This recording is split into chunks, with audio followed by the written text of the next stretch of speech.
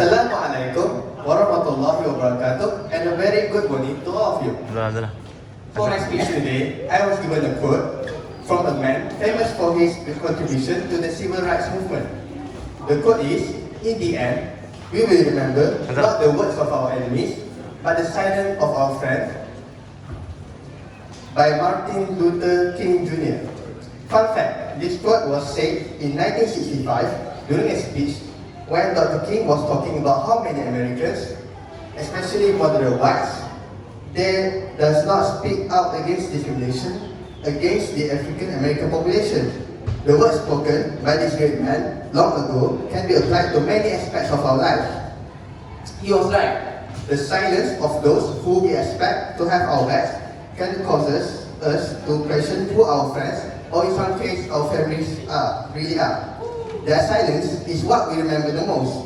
Our enemies, of course, they'll treat us badly, and they do all kinds of cruel, nasty stuff towards us. We expect them to do this, and we have mentally prepared ourselves for their disrespect and horrible words.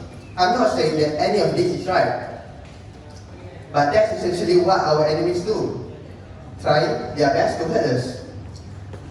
Friends, on the other hand, we expect more.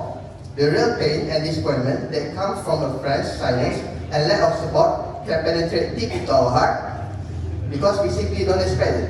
We expect our friends to cheer us on, to give us, to support us, and to encourage us. We trust that they will help us, give an encouraging words, and lend a sympathetic ear when we needed them the most. Feeling ignored and unimportant would be the kind of treatment we receive from our enemies, not our friends.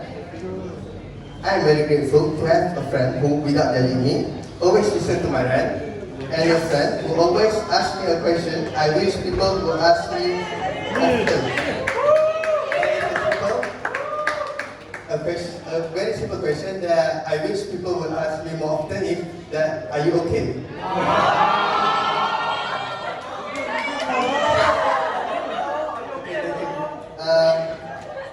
Okay, in conclusion, it's time for us to rethink our attitude towards silence.